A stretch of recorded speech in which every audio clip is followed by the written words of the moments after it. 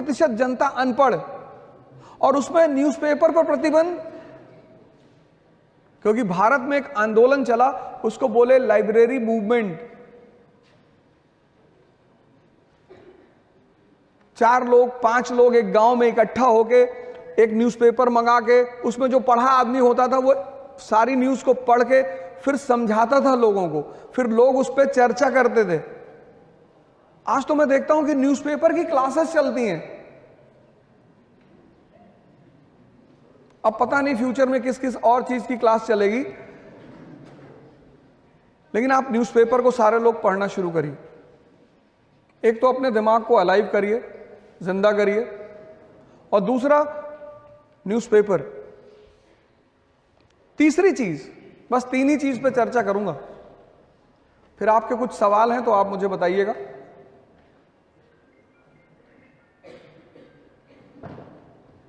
एक चीज मैं बार बार रिपीट करता हूं, इस दुनिया में सारा खेल शक्ति का है,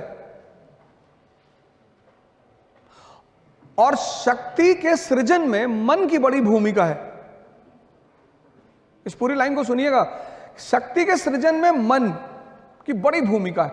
आपका पूरा जीवन मन पे, इसलिए दुनिया के जितने भी धर्म हैं उसमें सजदा का, सर झुकाने का बड़ा इंपॉर्टेंस है। आप मंदिर में भी सर झुकाते हुए लोगों को देखोगे, मस्जिद में भी देखोगे, कहीं भी जाओगे तो सर झुकाने का बड़ा कॉन्सेप्ट है, क्योंकि मनुष्य का पूरा जीवन यहां से संचालित है। स्टीफन हॉकिंस की फोटो अगर कभी आप देखो, शरीर खराब है, मन ठीक है, नोबेल प्राइज विनर, 24 प्राइज दुनिया में। और दुर्योधन की अगर आप फोटो देखो तो पूरा शरीर ठीक है, दिमाग खराब है। मैंने कहा ना, आपने देखना बंद कर दिया। आप बादाम का तेल लगा रहे हो सर में, बादाम का शैम्पू लगा रहे हो, बादाम का साबुन लगा रहे हो, और खा रहे हो गुटखा।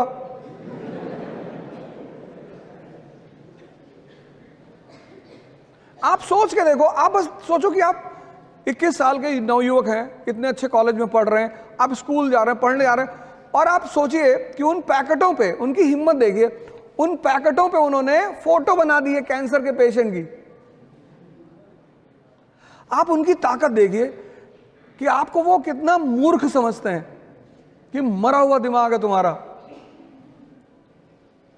आज अगर आप, तो मुझे नहीं लगता आप में से कोई खाता होगा, लेकिन मान लीजिए अगर कोई खाता हो तो आज आप 1 मिनट उस पैकेट को देखिएगा जहां वो फोटो बना है। बस आप गौर से एक बार उसे देखिएगा। तो जब सारा संचालन मन से होगा, सारा, तो शरीर से ज्यादा किस पे ध्यान दिया जाना चाहिए? मन पे। स्वामी विवेकानंद गए यूरोप, अमेरिका, कोई टाई नहीं, कोई सूट नहीं, कुछ नहीं, कितना सम्मान हुआ। तो वो सम्मान किसका था? ज्ञान का। आज डॉक्टर अंबेडकर भगवान के समान इस देश में हैं, वो सम्मान किसका है? उनके ज्ञान का। किसने उन्हें इतना ताकतवर बनाया? ज्ञान ने। कभी आपको मौका लगे, आप डॉक्टर अंबेडकर की एक किताब जरूर पढ़ना, कंपलसरी पढ़ना। मतलब 2 किताबें तो आपको पढ़नी चाहिए। एक एपीजे कलाम की इग्नाइटेड माइंड्स पढ़नी ही चाहिए आपको। आपको पता चलेगा कि यूथ को क्या क्या उसमें 13 चैप्टर हैं, और वो 13 चैप्टर नहीं है, वो 13 नियम है। जैसे पहला चैप्टर में उन्होंने ड्रीम पे चर्चा की है, सपने पे, कि हर व्यक्ति को सपना देखना चाहिए। तो अंबेडकर की एक किताब है, डॉक्टर अंबेडकर की, Buddha and his gospel, Buddha और उनके उपदेश। प्लीज आप कम से कम जीवन में ये 2 किताब जरूर पढ़ी, एक इग्नाइटेड माइंड्स और एक बुद्धा एंड हिज गॉस्पेल। और इन दोनों किताबों का जो एसेंस है, सार, वो यही है कि व्यक्ति को सबसे ज्यादा काम अपने मन पे करना चाहिए।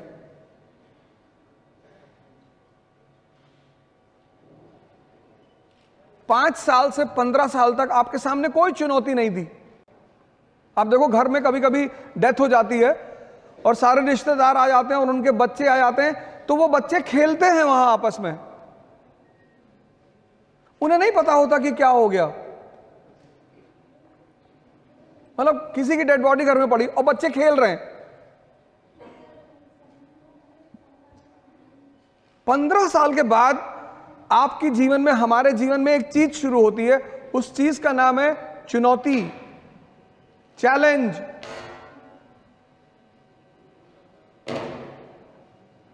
तभी तो रश्मि रथ में एक स्टैंजा है पूरा, आप सबको वो पढ़नी चाहिए। आप राजा बनना चाहते हैं, आप कुछ बड़ा करना चाहते हैं दुनिया में, तो रश्मि रथ की वो लाइनें इतनी कीमती हैं। वसुधा का नेता कौन हुआ? वसुधा मतलब धरती, इसका नेता कौन हुआ? भूखंड विजेता कौन हुआ? सिकंदर की बात हो रही है। अतुलित यश क्रेता कौन हुआ? भगवान श्री कृष्ण। नवधर्म प्रणेता कौन हुआ? भगवान बुद्ध। अब सोचिए, कवि खुद सवाल कर रहा है, वसुधा का नेता कौन हुआ? Question mark. भूखंड विजेता कौन हुआ? Question mark. अतुलित यश क्रेता कौन हुआ? Question mark. नवधर्म प्रणेता? Question mark. कवि क्वेश्चन कर रहा है, जो आपका क्वेश्चन है उसको वो कर रहा है। जिसने ना कभी आराम किया, विघ्नों में रहकर काम किया। विघ्न मतलब चैलेंज, जिससे आप भाग रहे हो। और आप भाग क्यों रहे हो? क्योंकि आपने मन को अपने जीवन से बाहर, आप उसको साइडलाइन करते हो। इस देश में ध्यान वो लोग करते हैं ज्यादातर जो बीमार हैं। मैं बाबा रामदेव के यहां गया था, तो वहां ज्यादातर वो लोग हैं जिनको डायबिटीज है, शुगर है, बीपी है। ये रोगियों के लिए नहीं है, ये युवाओं के लिए है।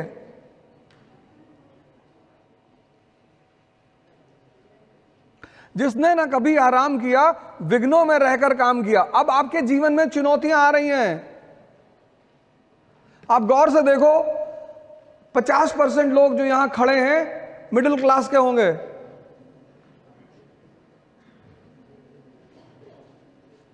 अगर बहनें हैं घर में तो उनका विवाह करना है, आपको नौकरी लेनी है। अब आप गौर करो, एक बहुत भयंकर चीज आपके जीवन में आनी शुरू हो चुकी है, चुनौती। जिसने ना कभी आराम किया, विघ्नों में रहकर काम किया। जीवन में विघ्न जब आते हैं, सोते से हमें जगाते हैं। कैसे? मन को मरोड़ते हैं पल पल। आप देखो कितने परेशान रहते होंगे, अनरेस्ट में रहते होंगे, मन नहीं लगता होगा, गुस्सा आता होगा, चिड़चिड़ापन पैदा हो रहा होगा। ये सब चीजें शुरू हो चुकी होंगी। अगर आप अपने जीवन को इंट्रोस्पेक्ट अभी करो, ये वही दौर है आपका, सब इससे गुजरते हैं। मन को मरोड़ते हैं पल पल। आप सोचो, जब आप 4-5 लोग रहते हो तो आप रिलैक्स रहते हो। जैसे आप अकेले होते होगे, आपको बेचैनी शुरू हो जाती होगी। ये चीज इस यहां जितने लोग खड़े उसमें से 80% को होता होगा, गारंटी। आपको बेचैनी, आप चाहते हो कि बाहर निकल जाए, अकेले ना रहें, नींद रात में नहीं आएगी। तो आप कहोगे कि रात भर मैं पढ़ता हूं। जब पलटते पलटते थक जाते होगे, तब सुबह नींद आती होगी।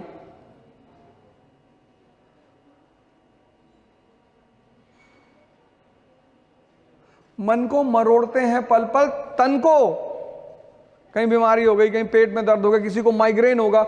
आजकल के सबसे बड़ा रोग माइग्रेन है। माइग्रेन इसीलिए कि सपने भी बड़े हैं और चुनौतियां भी बड़ी हैं, और दोनों में लड़ाई चल रही है।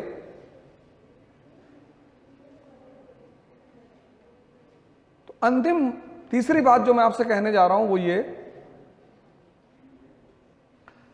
कि इस देश की सबसे बड़ी विधा है ध्यान। ध्यान मतलब ये नहीं कि आंख बंद करके 3 घंटे लेटे, उसको हरामखोरी है।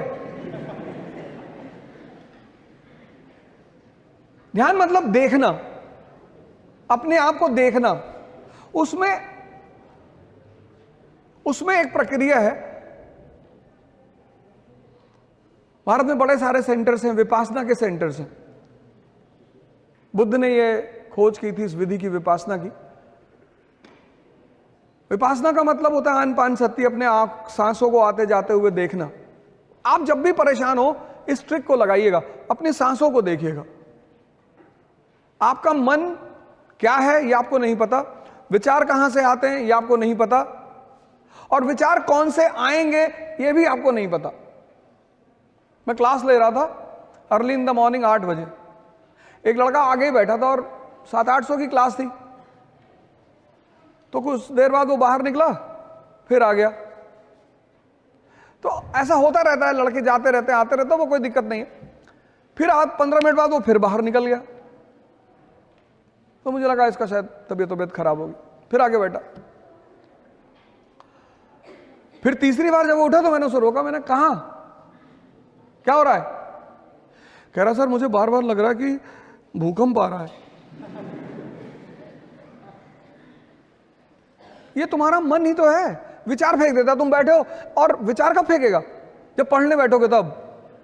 तुम पूरे दिन घूमो, ये तुमसे कुछ नहीं कहेगा।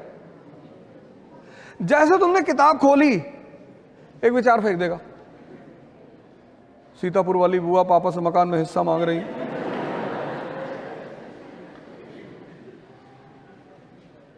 आपने कभी गौर किया इन बातों पे?